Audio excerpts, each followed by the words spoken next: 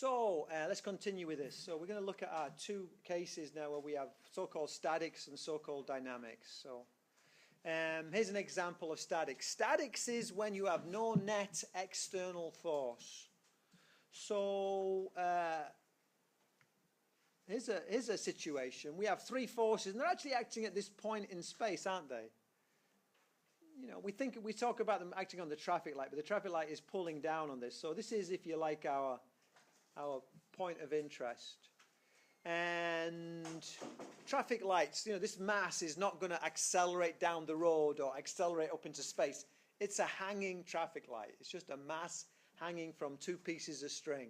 So we know that it's not going to accelerate in any direction. So we know it's in equilibrium. So, okay. So what can we do on this? We say, okay, well, this thing is, let me just double check on something.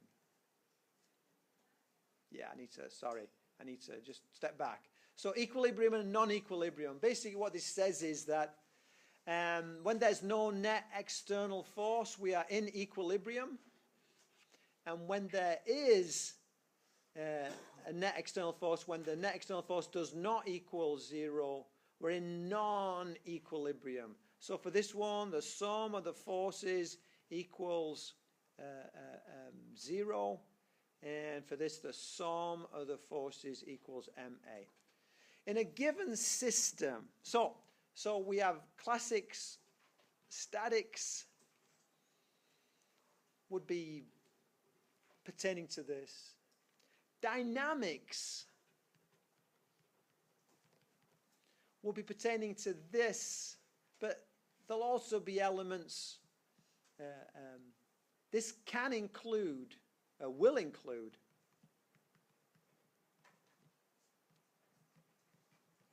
what's happening here is that if it's in equilibrium, then it doesn't matter which direction you consider, the sum of the forces equals 0.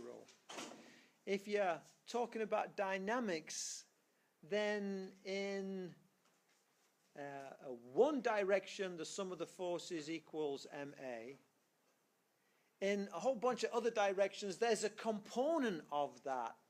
So there'll be a little bit of A in other directions. There'll only be one direction in which the sum of the forces equals 0. Let me give an example of that. Let's say that I'm accelerating in that direction. Let's say there's my acceleration vector, A. Well, if you think about it, there's a component of A in that direction. There's a component of A in that direction. There's a component of A in that direction. The component's getting smaller and smaller and smaller, but it's there. But there is absolutely no component of A in that direction. So in this case, the sum of the forces equals 0. And in that case, the sum of the forces equals ma, where A is the full value. And in between, the sum of the forces equals a little bit of A, because it's the component of A.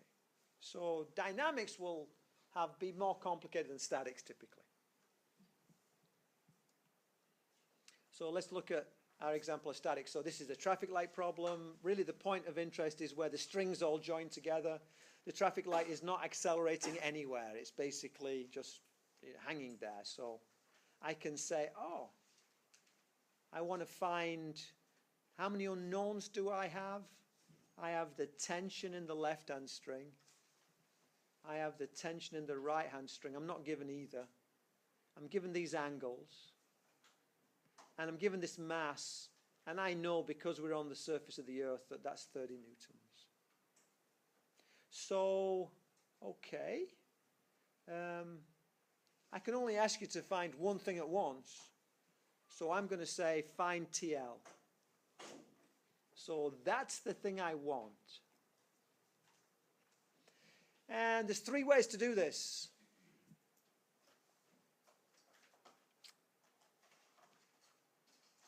The first way is actually using vector diagrams. Actually, people don't realize you can solve this using vector diagrams very easily. You go, that's 30 units long because it's 30 newtons. And from there, you measure up 30 degrees I don't know how long this vector is, but I know that's 30 degrees.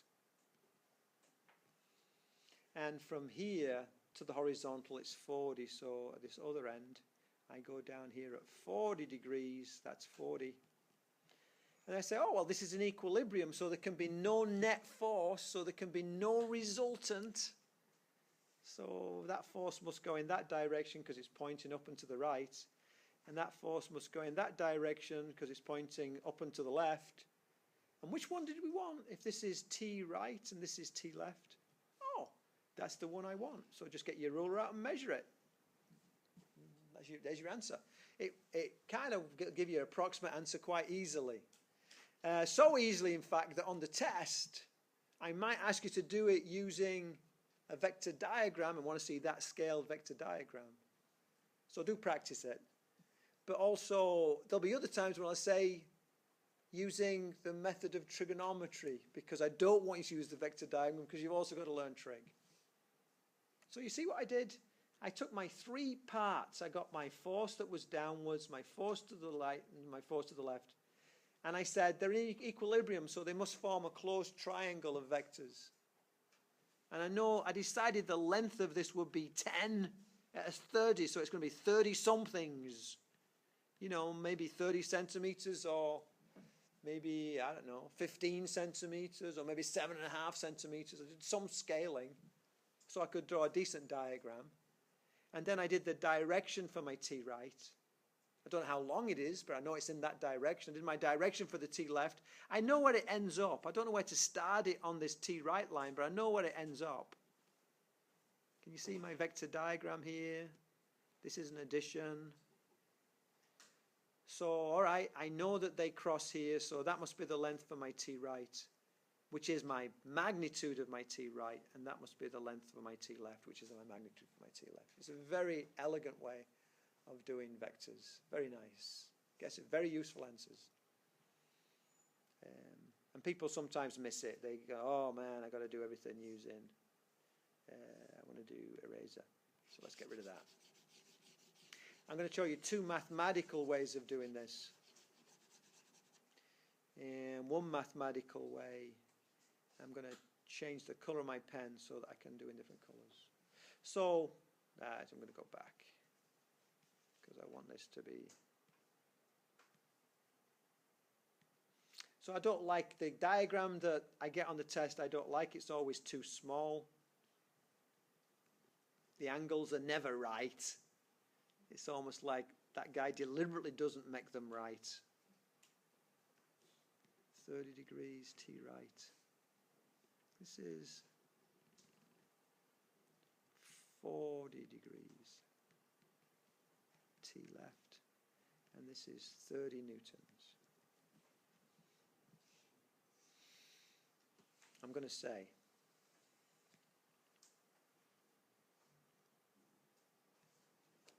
the sum of the forces horizontal is equal to 0.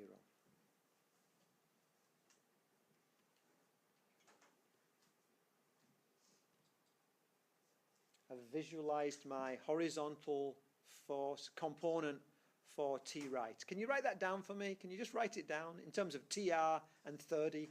What are you going to write down? Is it going to be TR cosine 30 or TR sine 30? And you've got to know it's TR cosine 30. You can't be thinking about that. You've got to know it. And on this side, that guy there is going to be TL, and it's going to be cosine 40.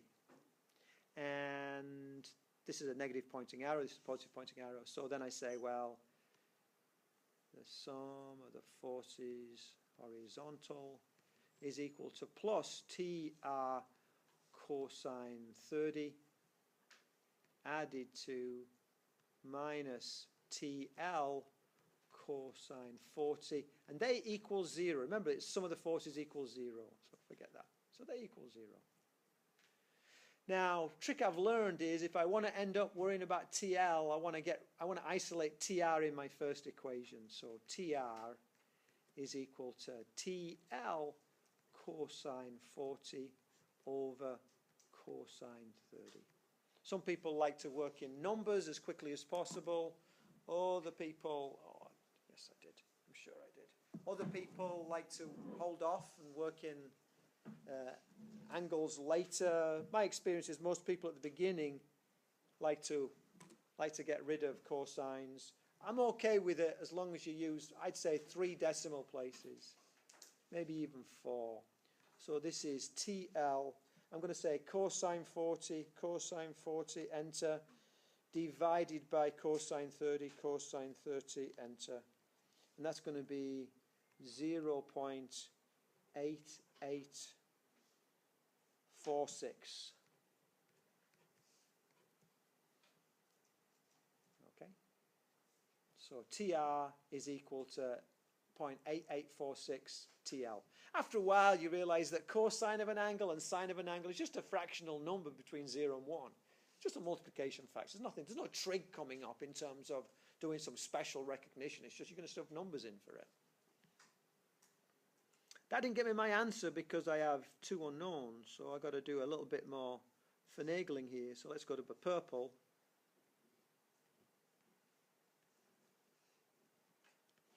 And that's going to be TR sine 30.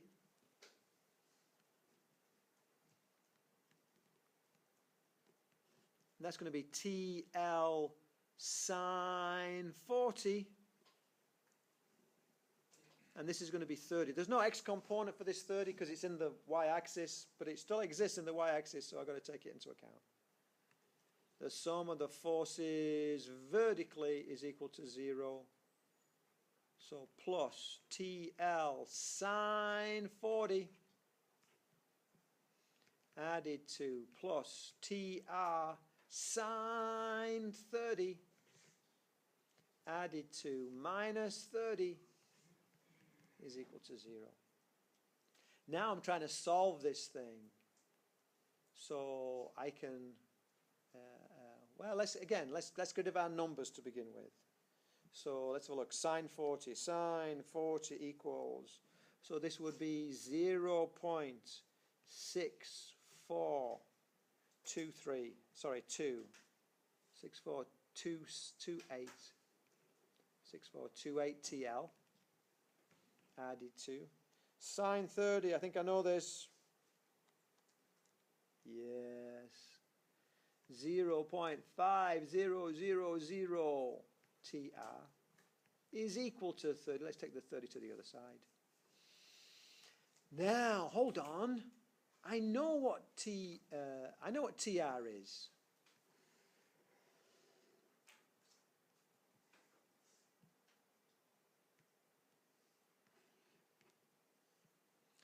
.6428 TL added to 0.5, and then let's put down 0.8846 TL instead of the TR equals 30. So 0.6428 TL added to 0.4423 TL, just doing the half, is equal to 30. Add those two guys together. I'm going to do that. 0.6428 added to 0.4423 equals, that's going to be 1.0851. TL is equal to 30. So TL is equal to 30 over 1.0851, which equals 30 divided by second answer, 27.65 newtons. Hopefully that answers up there. 27.65 newtons, yes. So just let's pause for a second. So we're back, and I want to show you how to do this again. And then, so now I want an even better diagram. because I'm going to use something, and it's really important that I have a really good diagram on this bit. And this is where something at the very beginning I would be sure to use a protractor on. So this comes down here, nice big arrows. People tend to do little arrows on their page, and so things are not clear. And then I would be at some pains to make sure that that is 30 degrees. I don't know how long it is, but I know that's 30 degrees, and I know that's T right. And I would be at some pains to make sure that this is not at 30 degrees, that this is at 40 degrees. And as I say, I would use a protractor, especially at the beginning. T left. Because I'm going to solve this in one step, not in 2 steps. How can I do that? There's 2 unknowns, and there's only one of them is wanted. And the trick is that if I'm careful about which axis I apply Newton's first law on, I can ignore the thing I don't want. I don't want to deal with TR. Can I ignore it? And what I told you a few minutes ago was, you don't have a component in something that your vector is 90 degrees to. So let me change my color of my pen so you can see this more clearly. So I'm going to go to the thing I don't want, and I am going to construct a line at 90 degrees to that. This is a line. It's not what I see. Sometimes people put arrows on everything. There's some folks put arrows on nothing, and some people put arrows on everything, and you've got to get it just right. This is an axis. And I'm going to resolve my forces. The sum of the forces on the black line is equal to 0. Any line is true, but there's an advantage in using the black line, because that is 90 degrees. And if that's 90 degrees, TR is no longer in my problem. When I resolve forces along this black line, I will not have a value of TR. Just like when I resolve forces horizontally, I don't include the 30 newtons weight because it's at 90 degrees to it. I've got to do a bit of geometry here. If that's 30, that's 60. If this is 90 at the bottom on this black line, and that's 60, then that's 30. So there's a little bit of geometry. And then if that's 30 and that's 40, that makes 70, so that makes that 20. And then if this is a straight line and that's a straight line, then that also must be 30. Now, I'm going to check that a couple of times because that's where I can make a slip. So 30 and 60 make 90, that's nice. And 60 and 30 makes 90, that's nice. And 30 and 40 makes 70, which leaves 20. And then straight line and straight line, whatever's up here is down there. So that's going to be 30. Okay, I got my angles okay.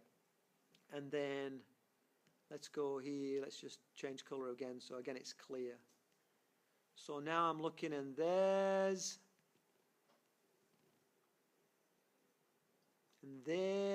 my, and this is going to be TL.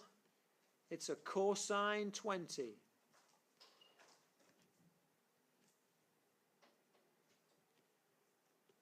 And I draw you down there.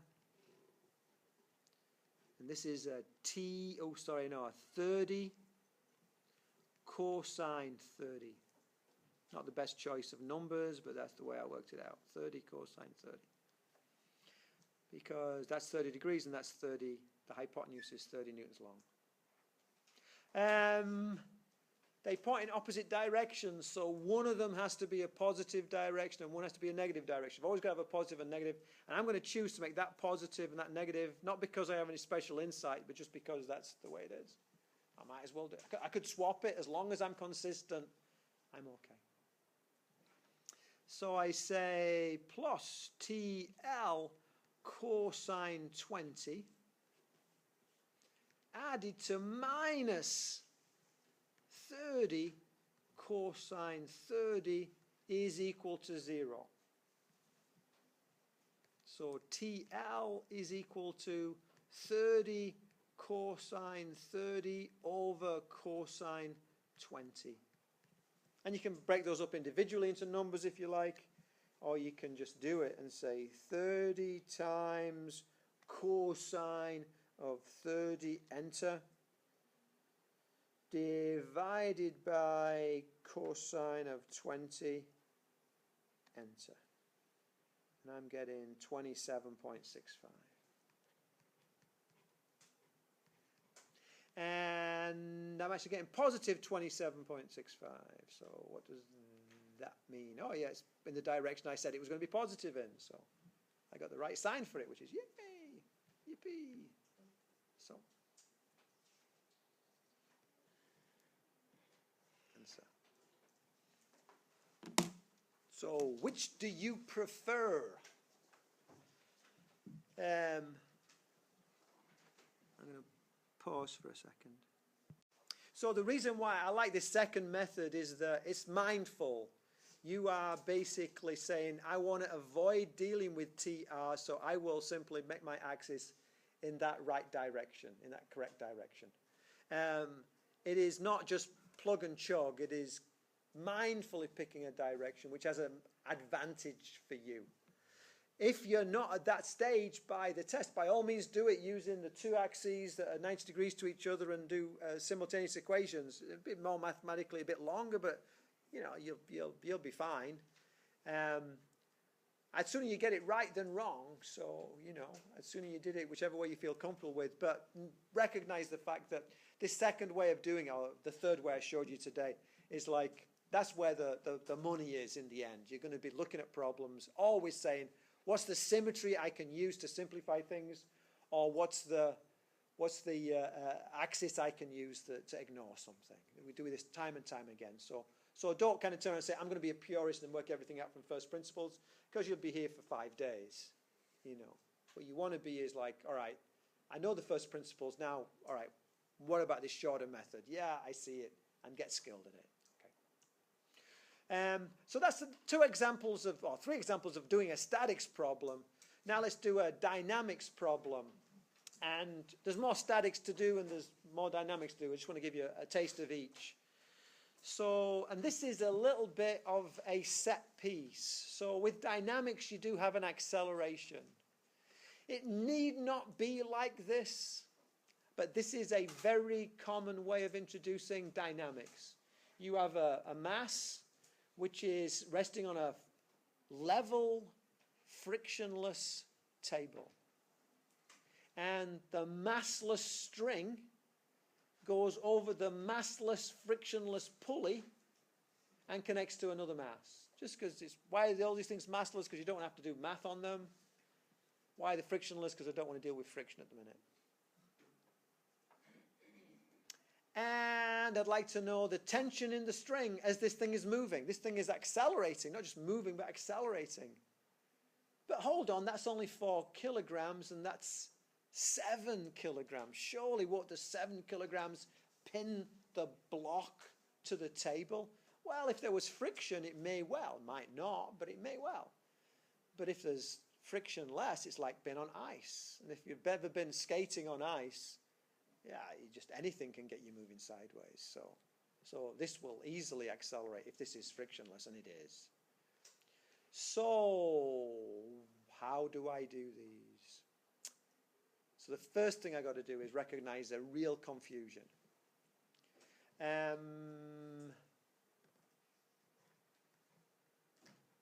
That's 40 newtons, isn't it? Yeah? Is that a positive 40 newtons or a negative 40 newtons? Negative 40 newtons, because everything downwards is negative. So there's going to be a tension pulling up. So I guess that would be a positive tension, because they're an action-reaction pair, yeah?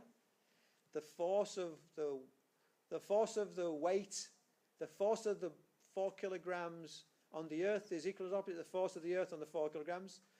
The force of the 4 kilograms on the string is equal as opposite the force of the string on the 4 kilograms. Equal and opposite pairs. So the 40 kilograms equals, you know, going to be an equal and opposite thing, I think. But there's going to be a force pointing upwards anyway. Now I've said all that. Yeah, it is an equal. It is a thing. There's going to be, within the string, there's going to be another tension pulling that way. So this 40 pulls on the string, and the string pulls on the string, and the string pulls on the 7 kilogram. And we have basically a downwards velocity and a sideways velocity at any time. And this is where we get the confusion. Is this a positive or a negative velocity? If I was to take a picture and say, what's the velocity at this instant, would it be positive or negative? Negative, yeah? Is that a positive or negative velocity? But isn't it the same? I mean, the string's still going, you know. And that's a huge problem. The fact that when we went around this pulley, pulleys are magical, mystical things that enable forces to change direction. Not many things will do that. But a pulley with a piece of string around it, the force can go. The same force can go in any direction. No components. You just have the force just going around the bend. The problem with that is it means we have a sign issue, which is partly why they do this. So what we've got to do is to avoid that sign issue is we need what we call a stretch diagram. It's stretched out. Then we don't need the pulley. That's 40, that's 4. That's the tension that's pulling the 7 kilogram mass, and that's the tension that's pulling back on the 4 kilogram mass. And we know that these two are same magnitude because they are an action-reaction pair.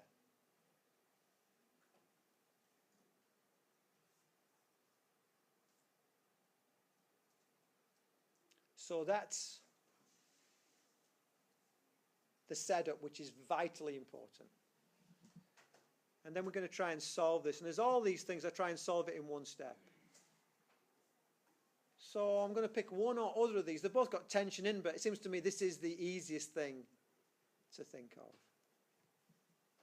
I'm going to say the sum of the forces on the 7 kilogram mass is equal to the mass of the 7 kilogram mass times the acceleration of the 7 kilogram mass.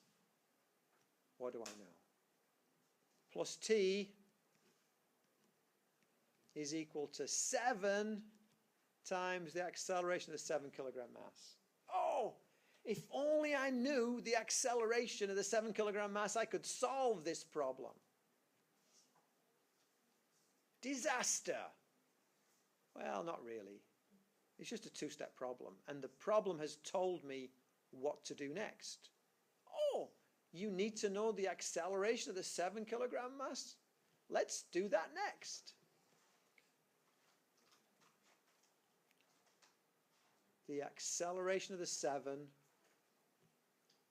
acceleration of the 4, acceleration of the system. The acceleration of the 7 is equal to the acceleration of the 4 kilogram mass, which equals the acceleration of the system. They're all equal to each other, aren't they? They're all equal to each other because it's a piece of string, not elastic. So if the speed of the 7 kilogram is increasing by 5 meters per second every second, the speed of the 4 kilogram mass is increasing by 5 meters per second every second because they're connected by a piece of string. Okay.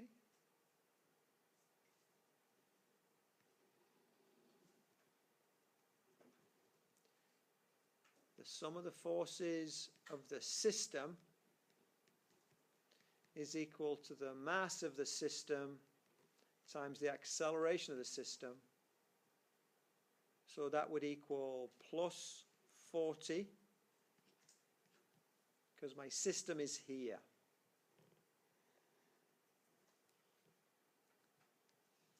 Only thing on the outside is the plus 40. Plus 40 is pulling on the system is equal to my mass, which is 4 plus 7.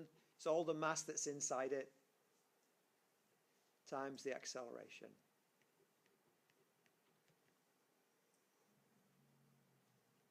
So a system is equal to 40 over 11.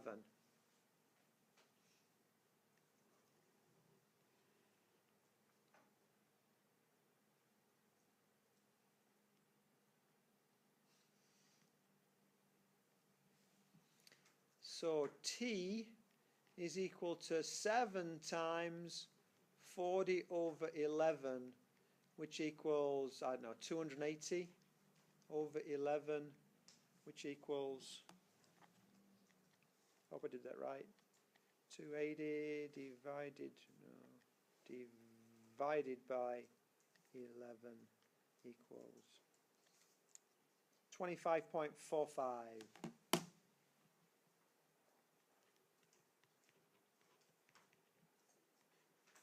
Cool.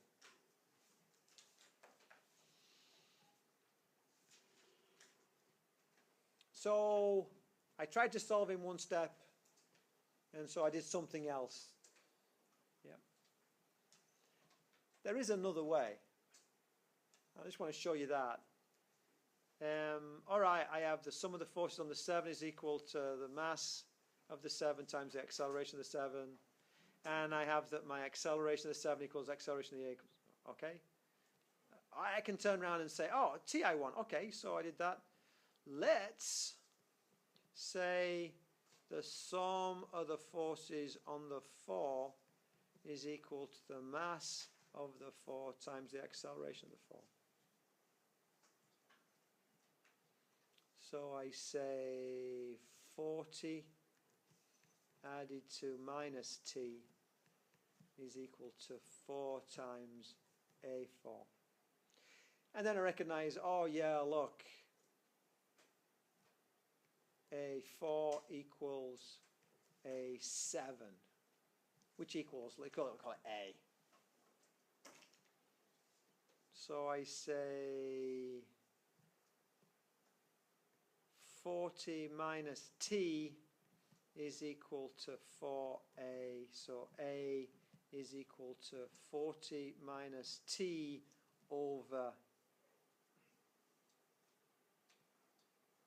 4. Then substitute in. So then sub into there.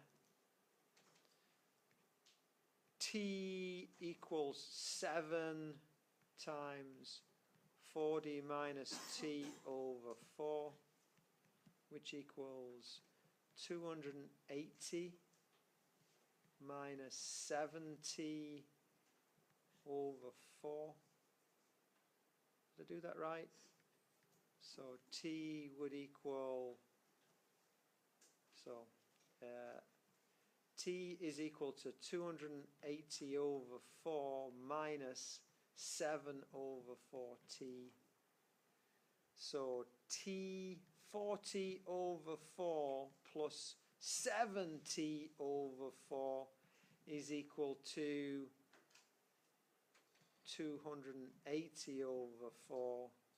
So 11T is equal to 280, which gives us that T is equal to 280 over 4 over 11, sorry, which equals 25.45 newtons.